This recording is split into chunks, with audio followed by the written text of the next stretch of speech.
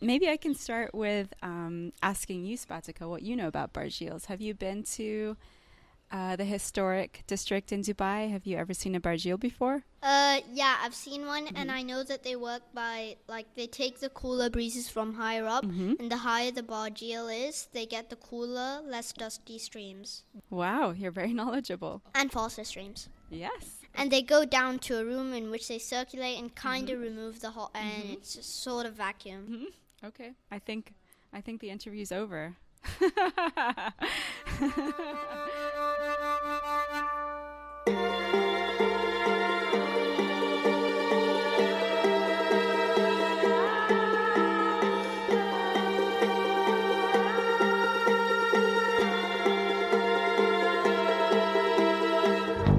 Hi, I'm Spatika. I'm 8 years old and I'm here with my friend Liz. Hi. She's from New York, and together we're discovering new old things in Dubai that have been around a lot longer than I have. In each episode, we time travel through Dubai and we track down people who are connected to our topic to ask them questions. Tell me more. That's right. We ask them to tell us more so we can discover new stories. New stories about the old, remember?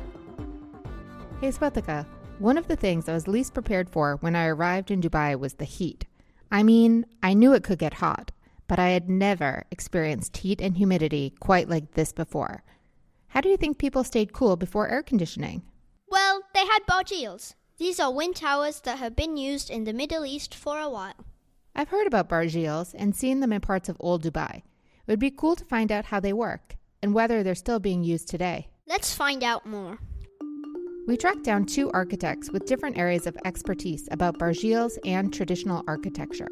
Listen as Dalia Hamati, professor of architecture at American University of Sharjah, and Rashad Bukhash, chairman of the Architectural Heritage Society for the UAE, tell us more. Well, let's start about the word barjeel. Do you know the history of the word? That's Dalia Hamati, architect and professor at American University of Sharjah. So barjeel in Iranian means badgir, which loosely translates into wind catcher, because it does exactly as you described. It catches wind. And so we don't really know the history of it, like how old they are, because they tend to disintegrate quite quickly. If you think about something that's sticking up above everything else, it makes it very vulnerable, right? It's exposed to sun, it's exposed to wind, it's exposed to high levels of humidity. And because they're built from mostly organic materials, they're sort of the first things to disintegrate if a building is not well maintained or taken care of. So for that reason, it's very hard to pinpoint exactly how old they are. However, we have evidence of them in drawings from ancient Egypt. So about 4,000 years ago. What? Which is a testimony to how effective they are. You know, the fact that we still see them today, they're 4,000 years old, so they're a technology that really work. The ones that you see in Dubai have their own sort of unique history because they are quite distinct from barjeels from other places of Africa and the Middle East. And the reason that they look the way that they do is because they migrated here from a town called Bastak, which is a town in Iran? Exactly. Which, do you know what that town is famous for? Bastakiya? Bastakiya is named after Bastak. Exactly. And Bastaks came. The villagers in Bastak tended to be merchants who were very involved in the sea trade. And the reason that they moved to Dubai and other parts of the Gulf was because at the turn of the last century, so around 1899, there was a big tax reform in Iran, and they basically cut loose and decided to hop over the Arabian Gulf because Dubai at the time, it was a very hospitable business environment. There were no taxes. The royal family at the time was, very open to merchants coming and doing business there and sort of developing the region.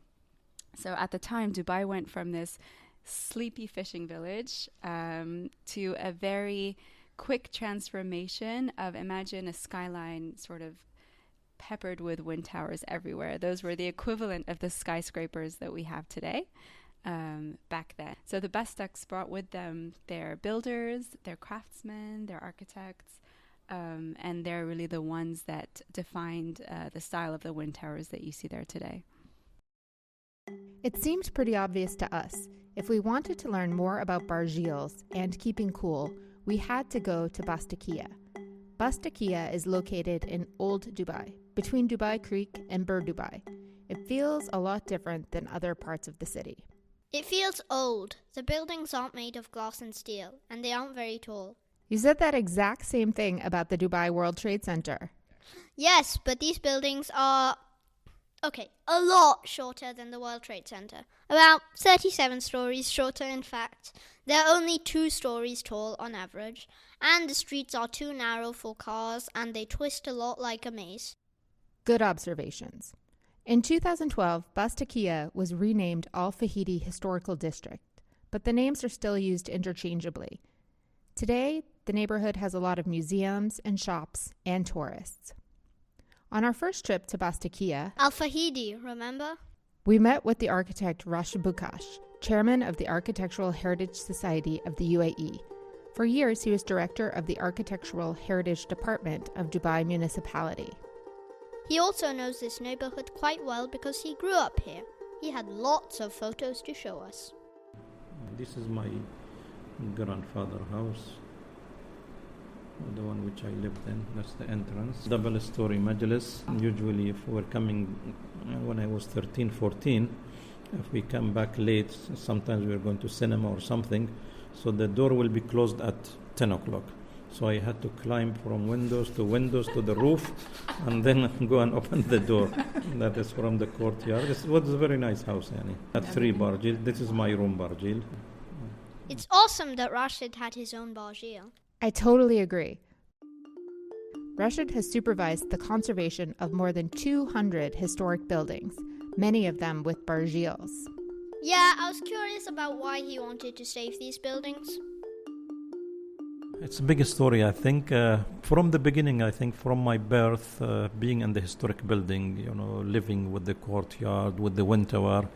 In the summertime, we usually open the openings of the wind tower so the breeze will come. In the winter time, we close it. So then the decorations which was in the house, getting a little bit of the beauty of the traditional architecture, how they are making these ornaments, geometrical forms, the floral forms, and all of these things. Life in the olden days was totally different to what it is now. So for 17 years, I was living in this area, and the house was there, and my uncle's house, my other uncle's house, and the neighborhood, and the traditional life. Very, very. Even the houses, as you see, the corridors are very narrow.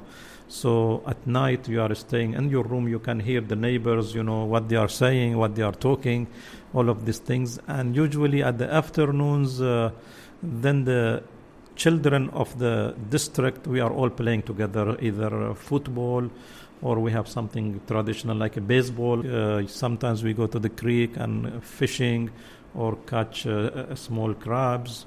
It was nice days, that was from since we were 6 years old until 12, you can say. And then a little bit development came, electricity, water, and all of these things.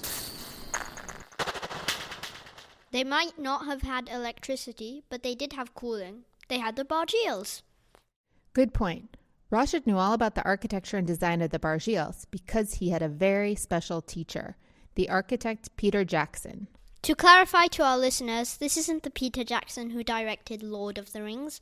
It's the Peter Jackson who authored the book that we looked at called Wind Tower. Exactly. Rashad's house is one of the houses featured in the book. How did you know? I saw the drawings. Rashad was just 13 years old when Peter came to Dubai to study barjeels. Every day after school for 3 months, Rashad helped Peter take measurements of the buildings. From 2 to 5 p.m., they would take measurements, and the next day, Peter would come back with sketches. That's so cool.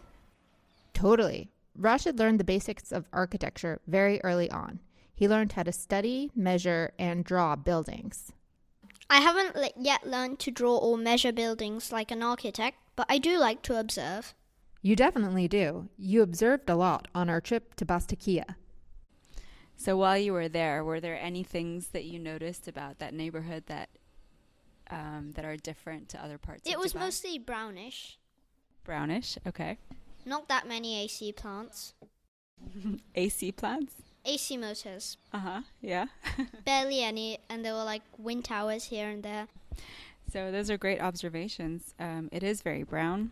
It is very quiet, and there are wind towers everywhere. So I think, the nice thing to think about Al-Fahidi was that it was very much a reflection of the community that lived there and their social values. So we know that the Bastaks really had two very important things to them. One was that they put family at the center of everything. And family life was extremely private. So at the center of every house, there was a courtyard. And do you remember what was in the center of the courtyard when you went to XVA? A big tree? That's right. XVA is a gallery and hotel located in the former home of the Siddiqui family, Dubai's Rolex dealers. This Bastakiya building is over 100 years old. You can go visit it today. And that big old tree, it creates its own microclimate because it casts shade, it invites birds, it cools things down within the courtyard itself. And that's a really important part of the house. It's sort of the center of the house where, family members can meet in private and be relaxed, and women can take off their veils, and children can run around undisturbed. And it's really at the heart of everything. Is this a courtyard? This is a courtyard, that's right. It's not as beautiful as the XVA courtyard, but it's a courtyard. Dalia's being modest. She invited us to her beautiful courtyard to do this interview. Do you know what defines a courtyard? What makes a courtyard? No. How many walls does it have? 4. And, yep. And what can you see from the courtyard? Sky? Right. It's a space that's open to air. It's an outdoor space, but it's kind of a room in the house, isn't it? It feels like you could, hang out here as a living room or a dining room. And, in this community, courtyards were symbols of paradise because think about, a green, cool, luscious space in the desert. It's a very special thing. So that's why the courtyards were so important. And then what that did was actually push the houses out to the perimeter of the building plot because the space was inside the center of the house. What? So that's why when you walk through Al-Fahidi, you'll notice that the buildings come right up to the edges, right? Yeah, they do. The places where you can walk are very narrow. Right. And the other reason for that is because the second thing that the Bastaks really prized was community. So their houses were really tied up next to each other. And those lanes that you're describing, the Arabic word for them is sikka. Have you ever heard that term before? No. It's basically the Arabic word for lane. And in this case, they were only as wide as needed to be for a donkey to pass through. What? A donkey? Right, there were no cars at the time. And the great thing about these sikkas or lanes is that they're always in shade. The other thing that you mentioned was that it's brown, right? Yeah, it's brown, mostly. And the reason for that is because the building materials were natural. They were mostly, the walls were built of coral stone, which was brought up from the sea, which are basically just pieces of coral that are dried under the sun for a year and then used for making walls. And then they're covered in sort of a lime mortar mix, which binds the coral stones together, and that's what gives it that brown color. And the second thing that you may have noticed is that there's not many windows in those walls. Did you notice that while you were there? Not that many. Mm-hmm. Do you know why that might be? No. It goes back to this issue of privacy. Imagine you have houses so close to each other, and then imagine that they were filled with windows. You see what's going on. You could spy. You could spy a lot. So that's why there are so few windows. And do you know what the environmental benefit of that is? What? Less sun. Oh, yeah. Less cool air escaping the rooms. Oh, yeah. So that's why it's such a nice example of how a social structure can give rise to an environmental system. And of course, the other architectural feature that keeps people cool is the barjeel. You can think about the barjeel as part of a system, right? So it's attached to this house. And you can think of the house as like a living organism. something that is constantly opening and closing and breathing according to what it needs to do. So say, for example, at a certain time of day, you need like fast, dry wind. So maybe you'll sit directly under the barjeel, and you'll close all the other openings in the house. You'll close all the doors, you'll close all the windows, because then you'll get a lot more and faster air movement right under there. But then at another time of day, maybe you want like a slower breeze, but you want it to reach farther into the house while you're eating or sleeping or something like that. So maybe you'll open some of the windows so that the air can circulate more freely. Because there are these openings all over the house, not just underneath the barjeel. They're also in rooms. There are openings towards the courtyards. And so it really is this adaptable system that can open and close according to the conditions that you want. Sometimes you can even put a bowl of water right underneath the barjeel, so that as the air is coming down through it, it picks up the water molecules and it distributes colder air through the room. So it's pretty amazing. That's basically how AC works. Rashad told us that most of the barjeels in Bastakiya are about 12 meters tall. Well, it's tall enough that the towers rise above the 1- and 2-story buildings in the neighborhood, and they can capture the wind. Did you know that wind speeds are sometimes measured in knots? I did know that. They mentioned it in Tintin by Hergé. Well, did you know that 1 knot equals 1.85 kilometers per hour? I did not know that. If the speed of the wind outside, it is like 10 knots, because the wind tower, it is a narrow area, so the wind, when it comes into it, it speeds up. It reaches up to 17 or 18 knots. So you really feel it. So 18 knots would be about 33 kilometers per hour. That sounds slow. Well, it's about as fast as the wind speed you'd get from a ceiling fan on high speed. Here in Dubai, for example, between 1 to 3 p.m., we get a nice breeze from the creek. So you see the wind towers are directed to that. Early morning at the downtime, we get a nice breeze from the desert. Then the rest, we have the north and the winds. And the wind towers worldwide, sometimes it is one direction. If you go to Bangladesh, Pakistan, it is only one direction, north. But here, because we have the wind from all the directions, so you can see it is directed to the four, north, south, east and west. So any direction the breeze is, it brings it in and it makes this ventilation through the house itself. I remember when Prince Charles, we opened for him this wind tower next room. He said, I want to stay here. Prince Charles first visited Bastakiya in the 1980s when it was quite run down and parts of it were slated for demolition. After he returned to England, he wrote a letter to Dubai officials encouraging them to preserve the neighborhood and its history. And we have a nice thing when he visited the area and he visited this house, and we gave him the honorary membership of the society also in this house. And then we gave him the book to write his memories, and he wrote and he signed in Arabic, Prince Charles, but from left to right. So Z-L-A-Ch.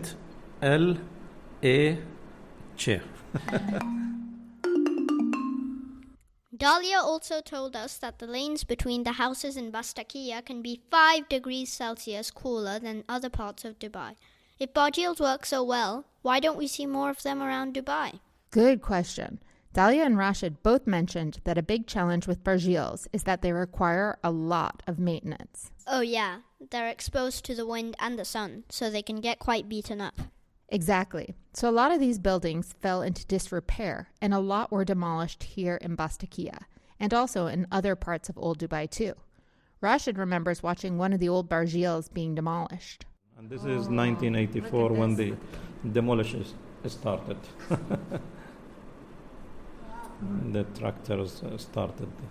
And especially that big wind tower, they couldn't, even with the tractors, they couldn't demolish it. So what they did, they put a big rope around it and pulled it. Oh. We have the video. I can't believe they spent so much energy to tear it down. It took a while for people to realize that these buildings should be protected. They tell us a lot about Dubai's history, and they're also great examples of sustainable architecture. Dubai Municipality is now doing a lot to protect these buildings today. If you visit Bastakiya and also parts of Dalia, you'll see many of these buildings that have been preserved. Rashad oversaw a lot of the early conservation work. For example, Ahmadiyya school, when we started the restoration, there was no wind tower. But in the 1950s photos, we see that there is a wind tower on the top of the house. So we went there exactly, yes, where the wind tower we show in the drawing, you can notice that there was a wind tower and they demolished it. So then we sat with the old people. We have like 10, 15 of the 78 years people who has a good memory, and asked them, and especially, for example, Ahmadiyya, we sat with one of the person who studied in the Ahmadiyya and asked them, was there a wind tower here? He said, yes, for sure there was wind tower, but then 1960s, because the structure was not so good, they demolished it and closed it. So then we reconstructed the wind tower exactly as it was. Also, I think very important for us as architects and engineers to learn from this. And nowadays we look for green architecture, sustainable architecture. These houses are 100% green, sustainable architecture. Spatika, if you were an architect, would you be inspired by the design of the buildings and streets of Bastakiya? Definitely, because it keeps people cool without electricity and is a whole lot more sustainable. It is important to be sustainable because the world is rapidly warming up. This is a very good point. You're not the only person inspired by barjeels. On one of our many trips to Expo 2020, we saw a building that uses the principles of the barjeel. The Austrian Pavilion! At first, I wasn't quite sure how it worked. I mean, it's not the color of a barjeel or the shape of a barjeel, and the funnel seems to be upside down to what you would see in a barjeel. Right, but then we talked to one of the architects of the Austrian Pavilion, Clemens Russ. He told us while the pavilion might not look exactly like the barjeels in Bastakiya, it applies many of the same principles. Like what? Well, he told us that like barjeels, the pavilion's cones redirect wind to help keep people cool. But unlike barjeels, the pavilion has 38 cones that suck the air up, not down. They work more like chimneys. Right. Also, like barjeels, the pavilion uses natural materials to help keep the building temperature down and is a light color to help reflect the heat of the sun. While the Austrian Pavilion might not look like a traditional barjeel, it definitely acts like one. Spatika, what did you learn about barjeels from our interviews? The barjeels have been around a lot longer than I thought. The oldest photos I had seen of Dubai were from about 40 years ago, and those had barjeels, and so I thought that's when they were built. I also learned where barjeels originated from and what it meant, wind catcher, which is an appropriate word for it. I also remember the story about Prince Charles visiting and signing his name in Arabic from left to right, which I found funny. Kids in Dubai, we want you to tell us more. Share your stories and pictures of barjeels. You or a grown-up can write to us at tellmemore@amaeya.media.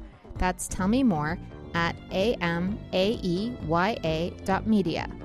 Also, check out our show notes for photos of our visits to Bastakiya and for more information about Peter Jackson's book. This episode of Tell Me More was brought to you by Amaeya Media. It was produced and edited by Liz McEnaney. Our fantastic music is composed by Daniel Belquer. A big thank you to Dalia, Hamati and Rashad Bukhash. And to Clemens Russ and Mona Hauser, who helped us with our research. We'd love to hear what you thought of our show. You can rate us in Apple Podcasts and in Spotify. And follow Tell Me More from Amaeya Media so you know when a new episode drops. Bye! Bye!